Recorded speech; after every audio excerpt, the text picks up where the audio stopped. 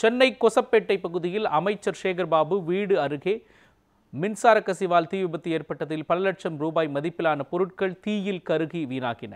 கொசப்பேட்டை பகுதியில் குடியிருக்கும் மக்கள் தங்கள் வீடுகளில் உள்ள மின்சார பிரச்சினைகள் குறித்து மின்வாரிய அதிகாரிகளிடம் பலமுறை புகார் அளித்தும் நடவடிக்கை எடுக்கப்படவில்லை என்று கூறப்படுகிறது. இந்நிலையில் திடீரென ஏற்பட்ட மின்கசிவால் 8 வீடுகளில் உள்ள பல லட்சம் ரூபாய் மதிப்பிலான பொருட்கள் தீயில் எரிந்து வீணாகியதாக பகுதியினர் குற்றம் சாட்டியுள்ளனர்.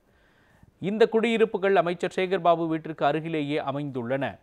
அமைச்சர் வீடு இருக்கும் பகுதியிலேயே இப்படி ஒரு நிலையா என வேதனையுடன் மக்கள் கேள்வி எழுப்பினர்.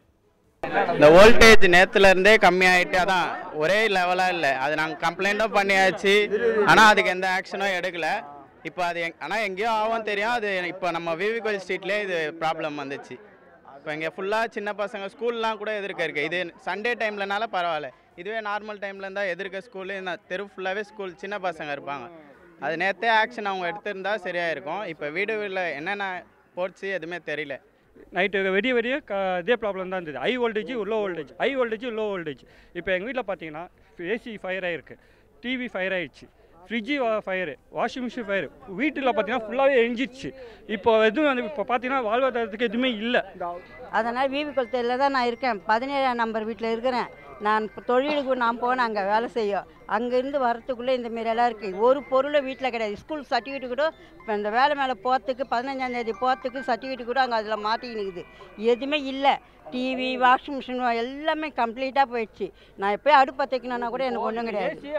வீட்டை வந்து நான் உள்ளே பார்க்கும்போது லைட்டாக புகை மேலே வந்துக்கிட்டே இருந்தது. அந்த புகை வரும்போது சரி என்னாச்சின்னு தெரியலன்னு சொல்லிட்டு எல்லார் வீட்லேயும் போய் செக் பண்ணும்போது அந்த பர்டிகுலர் ஒரு வீட்டில் மட்டும் தான் புகை அதிகமாக வந்தது. சரி என்ன பண்ணுறதுன்னு சொல்லிட்டு டக்குன்னு கதவு ஓப்பன் பண்ணி கதவு ஓப்பன் பண்ணுறதுக்கு முன்னாடியே ஃபயர் அதிகமாகிடுச்சு. நாங்கள் கதவு ஓப்பன் பண்ணி சிலிண்ட்ரு 2 வீட்டோட சிலிண்ட்ரு எல்லாம் அந்த வீட்டில் இருக்கிற குத்தனம் இருக்கிறவங்க எல்லா வீட்டில் சிலிண்ட்ரு எல்லாத்தையும் எடுத்துகிட்டு வெளியே எடுத்துகிட்டு வந்து வச்சுட்டு இப்போ நாங்கள் வந்து தண்ணி மேலேருந்து மொட்டை மாடியிலேருந்து பக்கத்து வீட்டு மொட்டை மாடியிலேருந்து தண்ணி எடுத்துகிட்டு வந்து இது பண்ணியிருந்தோம், அணைச்சிருந்தோம்.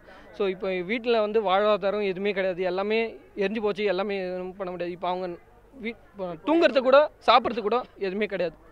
3 நாளாக வந்து லோ வோல்டேஜில் வந்து ஃபேன்லேருந்து எல்லாமே லோவாகி போகிறதுனால பசங்க தூங்க முடியல, வர முடியல, எதுவுமே பண்ண முடியல. ரெண்டாவது பார்த்தீங்கன்னா கரண்ட்னால தான் இந்த பிரச்சனை வந்த காரணமே.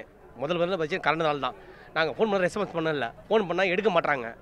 அப்புறம் நாங்கள் மவுண்ட் மெயின் ஆஃபீஸுக்கு ஃபோன் பண்ணால் 10 நிமிஷம் வந்துடும் சார், 10 நிமிஷம் வந்துடும் சார்ன்றாங்க. அப்புறம் அவங்க நம்பர் கேட்டாங்க. நம்பர் கொடுத்தா நம்பர் என்ன பண்ணுறாங்க, அவங்க என்ன பண்ணாங்க, இந்த ஒரு ஆந்திவேன்றாங்க. அப்புறம் ஆந்திவேன்ற போது நாங்கள் என்ன பண்ணுறோம், சார் ஆந்திவேன்றீங்க எவ்வளோ நேரத்தில் வருவீங்கன்னு நாங்கள் கேட்டோம். கேட்டதுக்கு 10 நிமிஷம் வந்துடுவோம். நாங்கள் 10 நிமிஷம் சொல்லுங்கள் சார், கம்ப்ளைண்ட் பண்ணி 1 ஹவர் ஆகுது, நீங்கள் ஏன் 10 நிமிஷத்தில் வரேன்னு சொல்கிறீங்க, அப்போ ஏன் வரல அப்படின்னு கேட்கும்போது, சார் நான் ஏன் சார் வரணும், நீங்கள் எங்களுக்கு ஃபோன் பண்ணாமல் அங்கே ஆஃபீஸுக்கு ஃபோன் பண்ணுறீங்க நீங்கள் கேட்குறாங்க.